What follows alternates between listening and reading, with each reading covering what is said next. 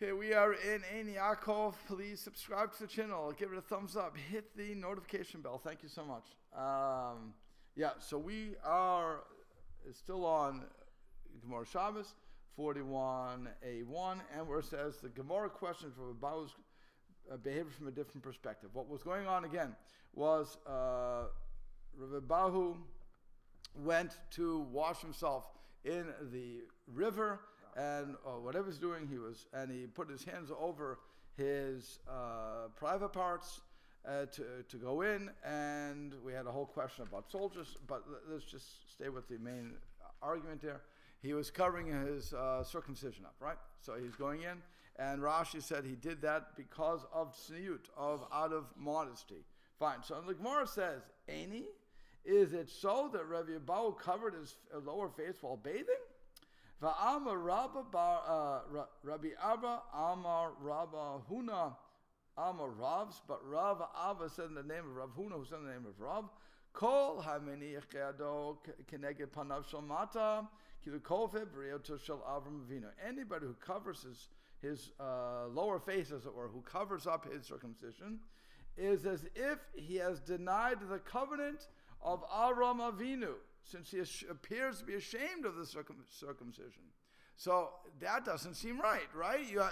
It says that Abraham went through great trepidation in order to, great pain in order to have his circumcision. So it should be that we should be proud of it. And when you're walking into the water, don't cover it up. If you're covering it up, it would be like those people who, during the Holocaust times and other times, when they wanted to cover, or in Greek times, when they would want to cover their circumcision so that nobody would know that they're Jewish, because the Greeks didn't circumcise themselves. It was an affront to the body to take something off to take the foreskin off.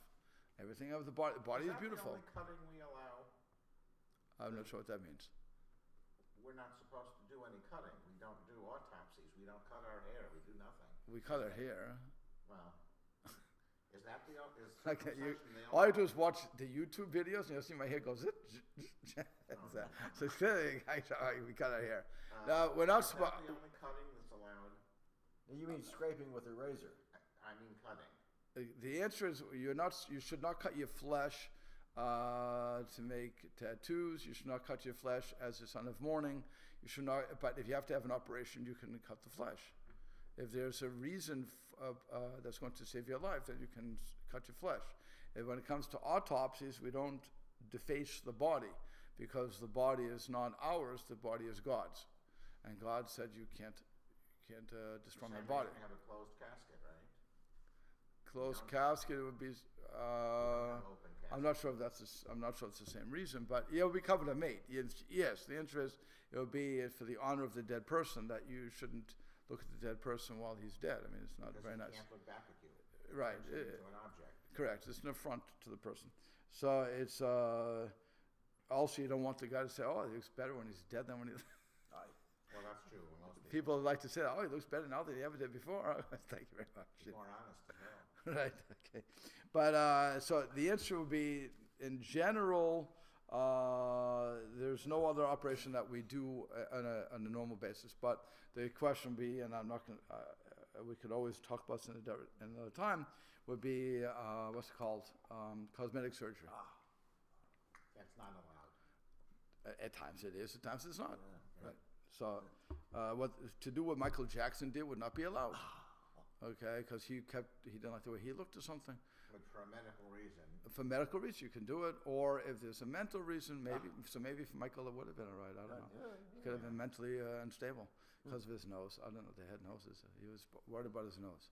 But the point is that there are times you could do cosmetic surgery, and there's other times you can't. You can't do it just to have. I don't know.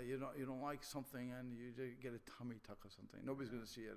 I don't know what these things are, but that would be a question. Oh, so what about if somebody's in a terrible accident, they get terribly scarred? That's again. Those would be the examples when you could do it. You would be able to, yes. But like I said, we don't normally cut our bodies because it's God's body. God gave us a body. That's why we don't abuse our body. We can't do anything. It would be, the way I like to compare it is to an apartment building. I rent an apartment from you. Oh, Okay, so I cannot paint the walls any color I want. I have to ask you for permission to paint the walls, period, and then I have to show you the paint I'm using, and you have to be agreeing to everything I'm doing because you own the building. If you say no to anything, and I decide to paint it anyway, well, you can take my deposit away and charge me for it, and kick me out. So that's all these things you could do. Okay, so that's how you look at the body with God. Okay. So, that's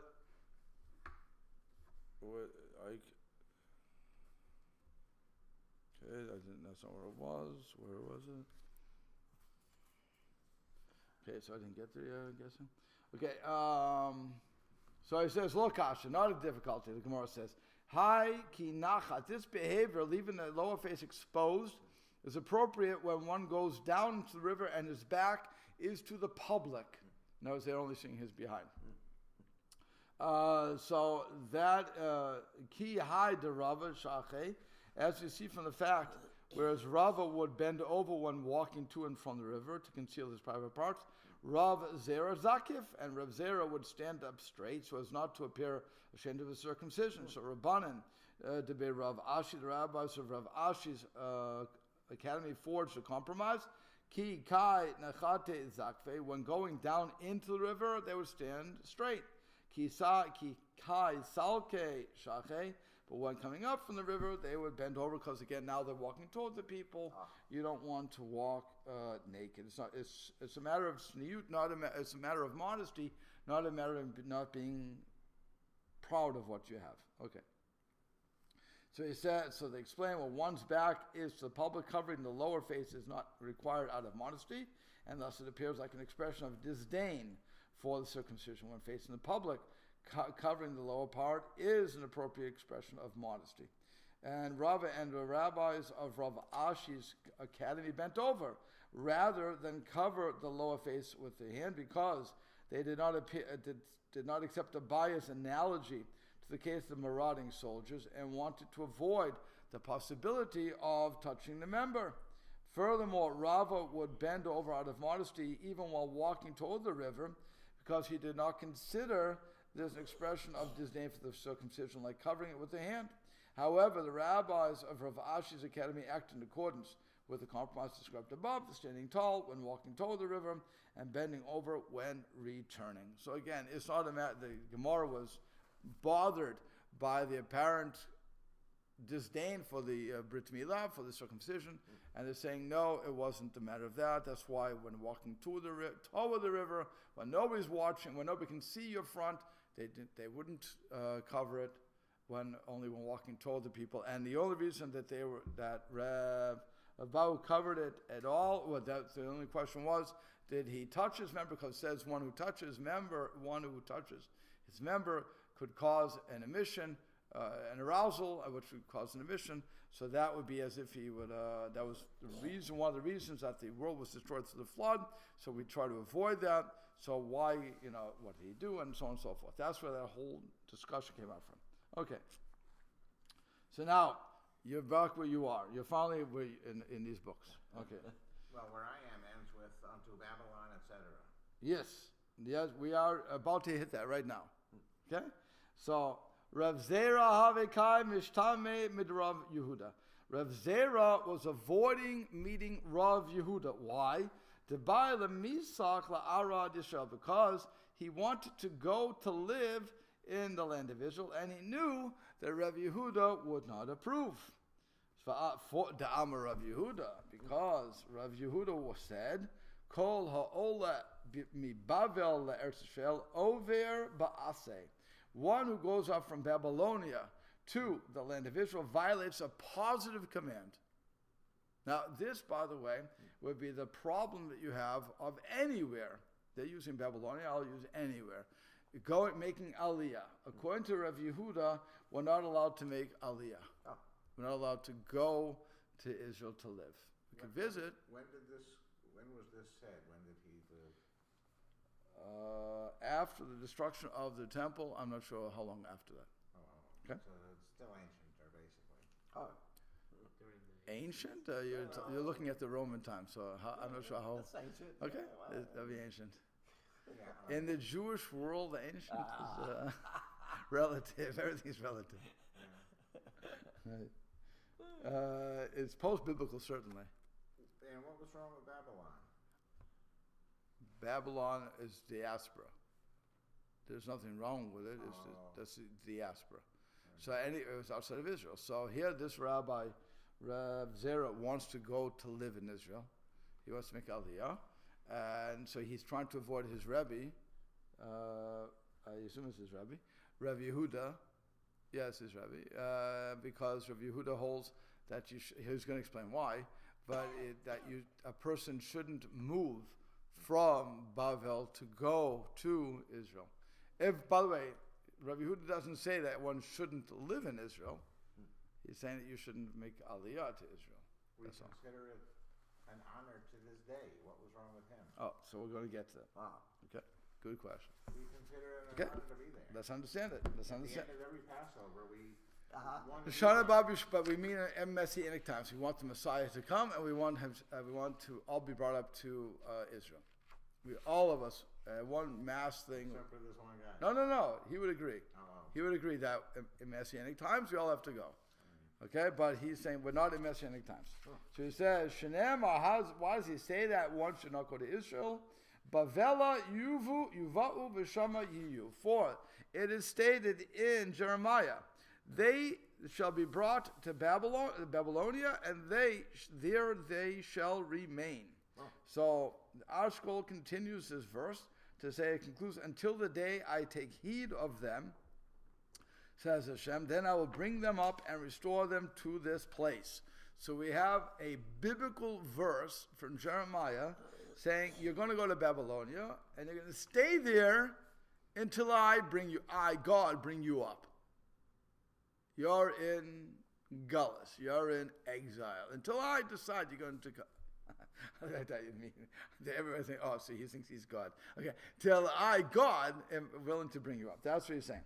So Rav Yehuda understood this verse as containing a commandment to remain in the diaspora until the ultimate redemption. Reb Ze'era, however, understood this prophecy as referring to the Jewish people. It was referring not to the Jewish people, but to the temple vessels, which are mentioned in the preceding verse, and as predicting that the vessels would remain in Babylonia for some time.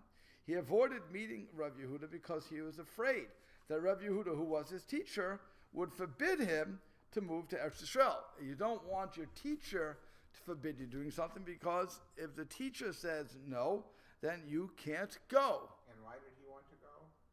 Because he holds, Rabbi Ze'era says that verse does not refer to people, but rather to the temple implements. And so he was disagreeing with how his teacher learned the verse. Let me just finish, please.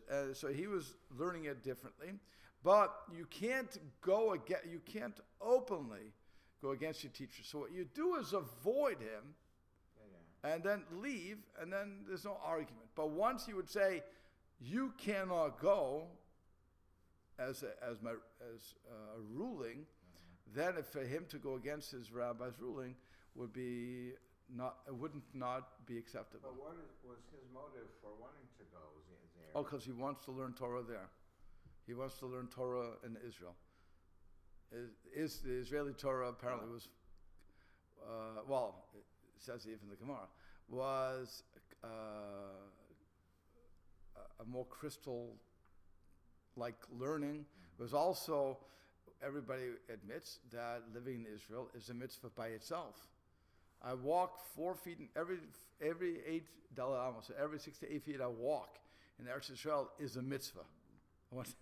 Every time I plant a tree, for all these people who like to plant trees, I am fulfilling the mitzvah of growing the land.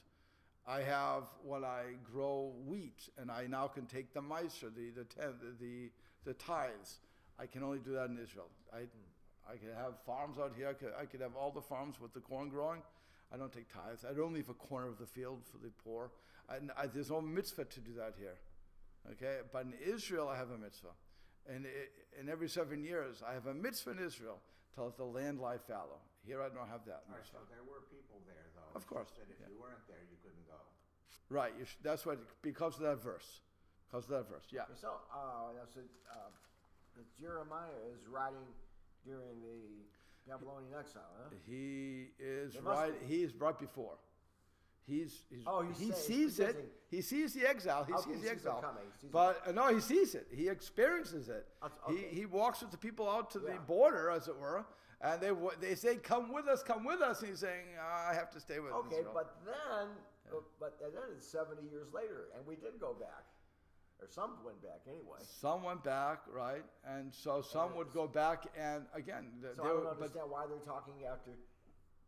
Are they talking purely because the second temple was destroyed and saying that's kind of a parallel, and we're stuck here until Hashem brings us back? You're asking Rav Yehuda, Yeah. right? Yeah. So yeah. Rav Yehuda he was holding that verse was referring to people. So now there's two ways to look at this. Okay, one is that we as a Jewish people cannot go en masse. In other words, let's say everybody in America would follow my advice. They would all follow my In advice. other words, even though we did go back after the. We were allowed to go back we were told to go back by the king, Cyrus. He said anybody who wants to go back can go back. So he's saying that's not the real going back. No, that's not the real going back. That was, and the proof is in the pudding, because they were exiled again. Yeah. And by the way, they were never really, even by Cyrus, Koresh in Hebrew, even by Cyrus, they didn't have free rule over Israel. They were still under Babylonian exile. They were allowed back in, like today. What allows the Jewish state to exist? The UN, I guess. UN. Without the UN, the Jewish state would not be a Jewish state. In 1948, the UN said it would be a Jewish state. That's all.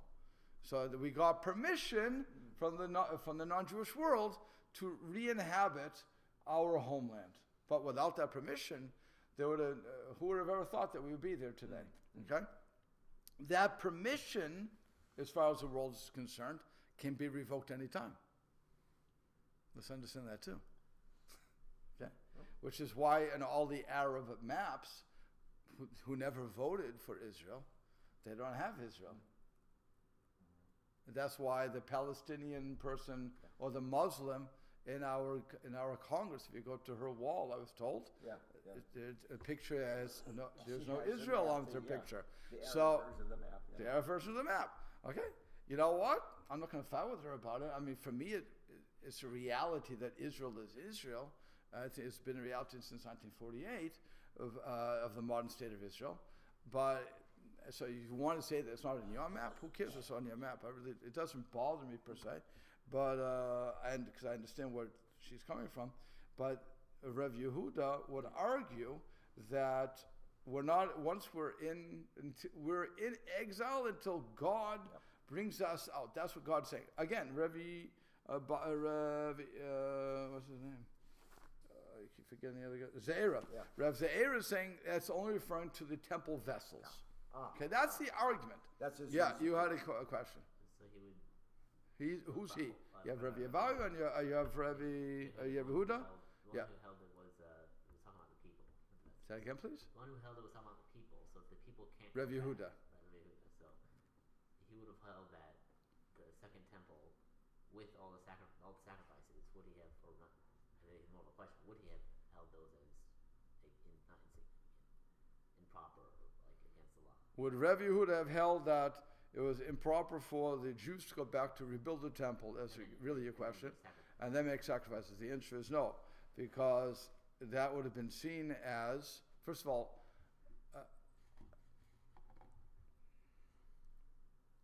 I have to be careful how I say this. Okay. Since Cyrus, Koresh, again the king, allowed them to go back, it would have been seen as, and given the command to build a temple, so it would have been seen as Hashem doing it. Wow. and therefore we can do it. We can build. And once the temple is there, by the way, if the temple would be rebuilt today, under the current state state of Israel, and we had the red heifer and so on and so forth, we would be commanded, to bring those sacrifices. It would not be a matter of what's going on. If we could, we would be commanded to. So once we are in the land of Israel, like today, if I would move back to Israel, then I would be obligated to keep Shemitah, I would be obligated to give Meiser, I'd be obligated to Teruma, so on and so forth. I'd be obligated. There's no question. And it's not a matter of should I be there, shouldn't I be there. The minute I walk into that land, it's my home. So I have to follow the rules of my home. It's like when you walk into your parents' home. Okay, let's say you leave. You're going to go to wherever you go. And then you're going to be independent. You're going to be in your apartment. You'll be in your house. And everything's great. You don't have to go to sleep at 10 o'clock anymore. Now you can go to sleep at 10:05. Okay, and because you decided I'm going to do it. Eat junk food too? You can eat junk food only until 3 o'clock. Okay, Oh. and you can have all the soda you want. You can have the meat. I know you guys really want the meat. So you can have all the meat you want. You can, the house can be filled with meat. Okay.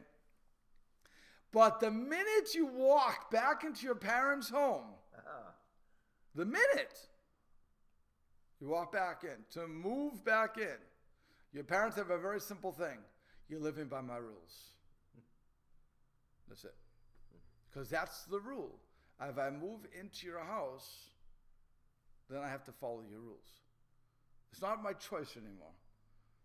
My choice is to move back or not.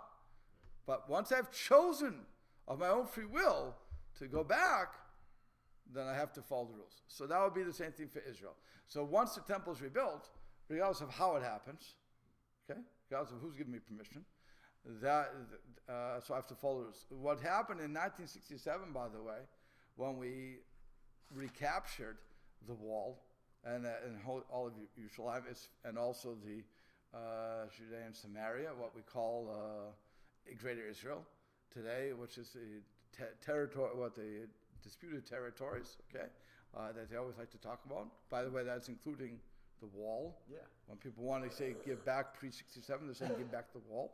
Okay. So they should all understand that. What happens is if Moshe Dayan did not say to let the temple be under the Jordanian control, and would have taken control as Israel, we could have started rebuilding the temple. Everybody was angry at that. Why do you give it back? Why did you say you take it over? To Moshe Dayan's credit, though, if you will, in a religious sense, he knew that we didn't have the red heifer. We couldn't have done a lot of things. We would have been rebuilding, but it would have been breaking biblical commandments after biblical commandment to rebuild without having the proper materials to do that. So even though he didn't have that in mind, I'm sure he did have that in mind. So he still saved us from a lot of sins. Okay. What did you say he gave it back with? What happened was when they recaptured the wall in 1967, the Temple Mount, that was in Israeli hands, totally in Israeli hands. What the government did very quickly was to give it told the Jordanians, the Quarf, I think they call it, you maintain control of it. We're not taking it away. We don't want to make a war. What, the East Jerusalem? No, the Temple Mount. The Temple Mount itself, where the mosque is. The mosque is built where the temple is supposed to be. The Dome of the Rock. Right, that's where the temple is supposed to be. So they said we're not going to take control of it. You guys maintain control of that. We'll relinquish control for that particular, not relinquish control of Yerushalayim, but we'll relinquish control for that. Maybe somebody in the government did know that. It would be nice if they did that for religious purposes, but I don't think they did. I think they did it to keep the peace and so on and so forth. But like I said, what happens is, as a result, temple was not rebuilt, which we could have started construction. Okay, a lot of people would have been more than happy to do it, and I can see the bidding for it now, and we would have had the third temple. Okay, and so, but again, once that would have happened, then we would be obligated to bring karbanos. Yeah, you make an interesting point. Can you rebuild something, or do you simply build the next one? You just said build the third one. Yeah. Well, we left off at 2. Right, so We're either going to rebuild the last one or build the next one. well, there's nothing there's nothing left of the original one. Yeah, I know, but we always say we rebuild. Because we mean on the same spot, Yeah. That's what we mean. But when we say rebuild, that's what we mean. Oh, yeah. So that would be, That would totally tear down. Yeah, that's you have to, you have to, right. You have to tear everything down. Correct. Politically up. No, it's correct, 100%. But I'm just saying that, but that's the argument. So, by the way, that argument still exists to this very day. Right. Do we have the right to go on? Do we have the right? Now, what they say is, this is referring to, again, not nefesh b'nefesh one by one, but en masse. People are saying that it goes, we shouldn't enter the individual in a mass immigration. Okay? See, people always say, people are getting scared to live in America now, right? They've been scared to live in Europe for years already, the Jews. But now it's coming to America. So I always tell people like this, I say, what you should do is simply sell out all of your possessions. except your violin. Okay.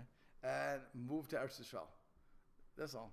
But and by the way, since your father brought up that we lose 23%, don't even give up your citizenship. Keep your citizenship. So you don't have to forfeit 23%. But move to Israel. Let's all the Jews. Let's emigrate to Israel. Blah blah blah. That would be the simplest way to end off all the bouts of anti-Semitism in the United States of America because there's nobody left here. Well, they can still ruin the cemeteries. Okay, they could, and can't do much about that. They can ruin it while we're here too, and they do. So the point is that we can all emigrate out, and we can all move to Israel, and that would get rid of the problem. You would think, but of course it doesn't because. And what's my proof that it doesn't? I'm way off field with this, but the proof is in the pudding with England. We were out of England for 500 years, way before Shakespeare was in diapers. And yet Shakespeare wrote the story about Shylock, where he gives the blood-sucking Jew, and there was no Jews in all of England for 500 years, and they still had the prejudice against Jews. So no matter where we go, if we go to the moon itself, and on the other side, the dark side of the moon, they would still decide that we're the problem. Charles Dickens had that kind of theme in his novels as well. That the Jews are the problem. In the movie Oliver, Fagin was a Jewish character. Oh, there you go. Like I said, no matter what, we become the headache of the world. Okay, Tom. Now, even we're not there, we're not responsible, but that's what happens. Okay, so now, what happens? So Amar, before departing, Reb Ze'er said, Milta, let me go and hear one last thing from Rebbe Yehuda. So he can't, he needs to go and hear what his Rebbe is going to say. So, I will then return home and leave to go to Eretz Yisrael. He went and found Rabbi Yehuda standing in the bathhouse, saying to his attendants, Haveli neter, haveli masrek, bring me a niter and bring me a comb. I guess the niter, he says a niter is a type of earth that was used as a cleanser. Rabbi Yehuda said this in the holy tongue and then switched to Aramaic. So, okay, fine. He says, bring me the soap and bring the comb. Pitchu pamaychu vapiku havla. Open your mouths and inhale steam so that you will sweat and discharge heat.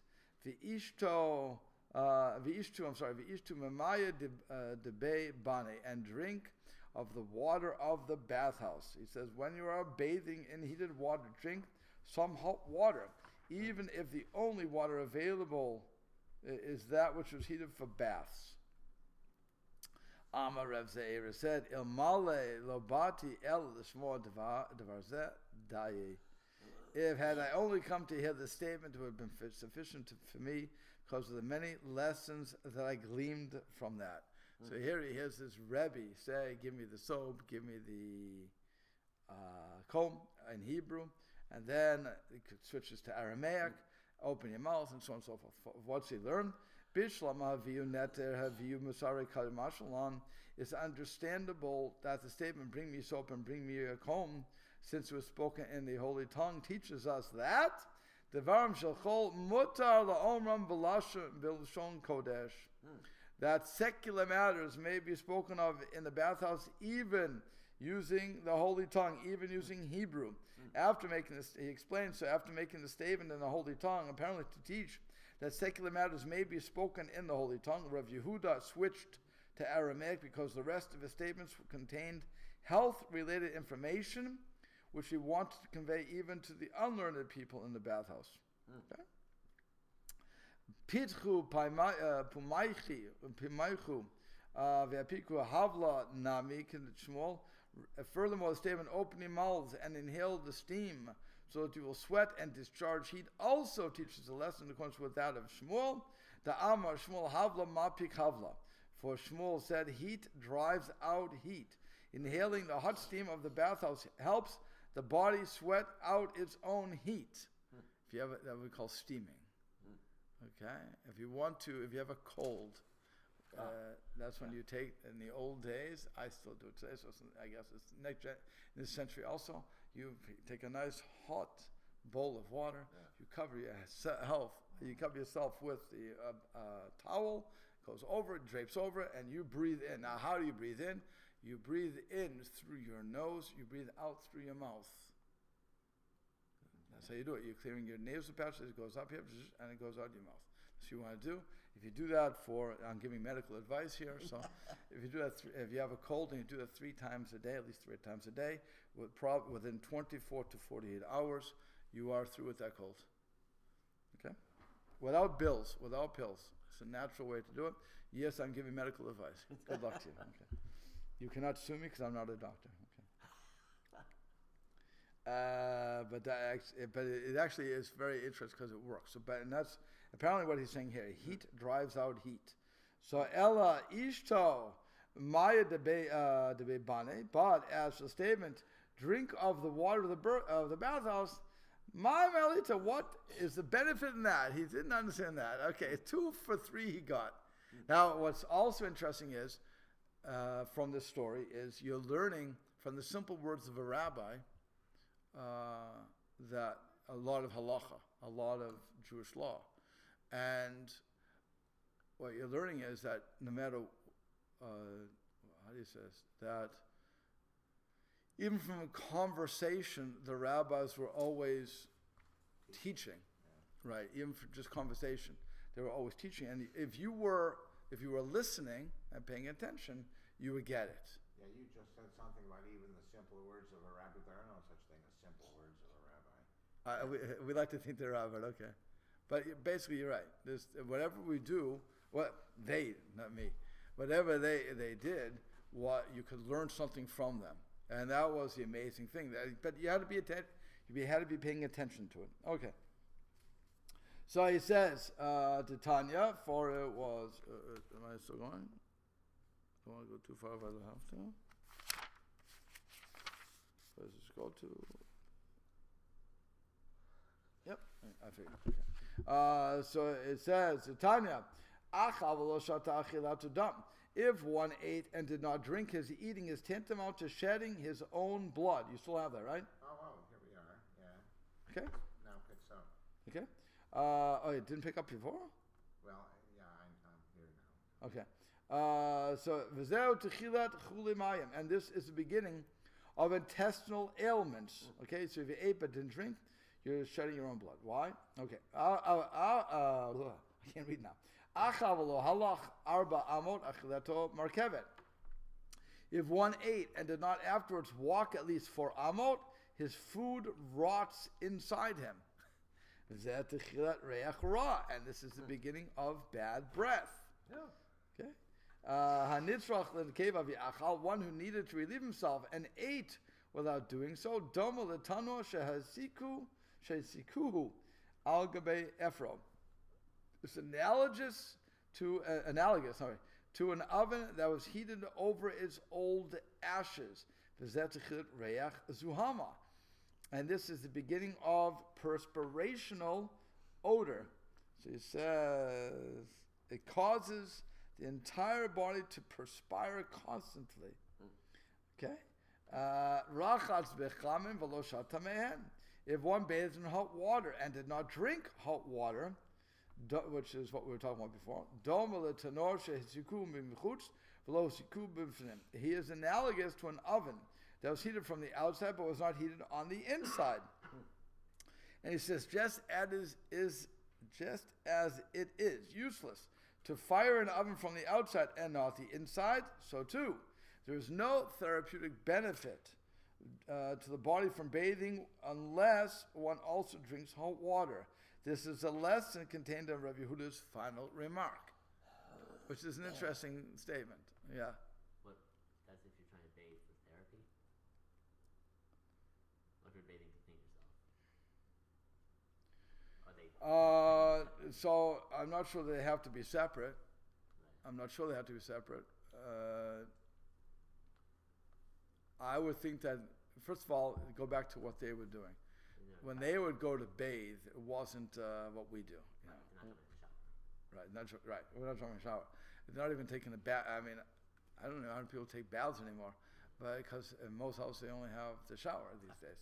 But when you take a bath, we're not sitting in a bath for an hour. They're going to the sauna, essentially. Right. So when you go into a sauna, when you go into a bath to sit there in a bath, again, it would be an event. And it'd be an event. Again, you're not just going into, dip and to wash your soap off. You're really going. It was like getting your hair done or something. If you ever watch women we go to get a barber. Right, the barber takes 10 minutes and you're out of there. Women go and they have to get their hair washed. It's a whole hour at least. And then they have to put it under the dryer. It's really an event. That's why they was called a beauty shop as compared to a barber shop. Yeah. Barber shop you go and you have to listen to the old man speak about in the old days. Now they don't. I don't think they have anything like this. But you would listen to the old men speak about the old days as they're cutting your hair and saying, and you say, how do you like it? Well, I like it a little off here. Right. What number? I remember I asked the guy, I like calling it back. He said, it's another style. I said, if it's a pain in the neck, I'll just a regular haircut. That's why today, when you go to the Bolricks or whatever they are, it's smart style. It's all women doing it. For the most part, it's all women now. So now you can tell them what you want, and they'll ask you, do you want an inch off? Do you want to do it? I said, just a regular haircut. At first, I wasn't used to it. I said, a regular haircut? Well, what does that mean? Wow, after I started identifying what it is. Yeah. You can't. Right, you have to say, I want it tapered. You have to know all the language now. Now you have to really get the language. Yeah, when that started happening, they started, they cropping the hair around the side. No, I want it, right. Huh? What? Right. I want to look like a rooster. Oh, I understand that. Okay. Okay. Can I have a bowl cut? That sort of thing. Okay. So it says, Rachatz b'chamen v'lo nishte b'sonim. Now, if one bathed in hot water and did not rinse himself with cold water, domel the barzel shechnesu the or v'lechnesu the sonim. He is analogous to an iron that was put in the fire, but was not afterwards put into cold water to be strengthened. By the way, this is what you call a Turkish, if I remember correctly, a Turkish bath. When you would go in with a hot, and then you would put in cold. And that was for those who you ever heard Charles Atlas? He used to be a bodybuilder. He used to be a Mr. America, I think it was Mr. America. So he gave out a program, and part of his program was after you work out, you should take a shower. You start off hot, but then you end up cold. And he called that he called it a Turkish bath. Is that really a Turkish bath? If that's Turkish bath, fine. So that's what the Gemara is saying. It strengthens you up. Okay. Closes the pores. What does it do? Closes the pores. Hot opens the pores and cleans them out, and then you close them. Okay, there you go. And then he says, Rachatz v'lo sach. If one bathed and did not anoint himself with oil, then dom l'mayim al gabei chavet. His bathing is analogous to pouring water on the outside of a barrel. The barrel does not penetrate and does no good. We learn from this bride that it's beneficial to drink hot water after bathing in hot water, as Rabbi Yehuda advised. Yeah. What does anointing oil mean? How do you anoint oil and stuff? Oh, okay. Okay. It's not like It's not like this. No. Yeah, okay, that's like the king. Not like a king. Anointing means to put oil over you and that was a way to make them feel, besides shiny, also soft, I guess. Like you do today when you put on hand cream. You're dried out when you went to a bath or you go into a shower or if you go swimming, your skin is dried out. Even though you would think it's the opposite. I just immerse myself in water. Well, no, it's not. So now you come out, it dries up. So then you put hand cream on it. You put something else on to make you soft. That's all. That's what the anointing of oil would do. We'll have to stop there. My pleasure.